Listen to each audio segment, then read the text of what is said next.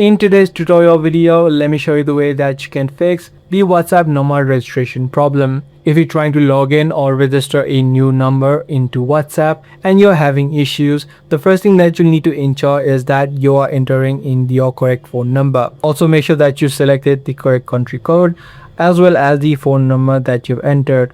Once you ensure that, the second thing that you need to ensure is that if you have a stable internet connection. If you're currently connected to your cellular data or Wi-Fi, you can also try switching between those options. Now also, if this is not the issue with you, what you can also check out is the phone can receive the SMS. So what you'll also need to ensure is that if WhatsApp has access to your phone's SMS.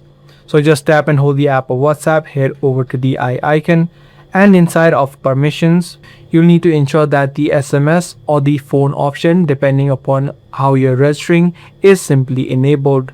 If it is not enabled, you can just tap on the allow option. Now, if this is not the issue with you, what you can also try out is try to clear the app cache. From back inside of the settings, you can head over to storage and then tap on the clear cache option.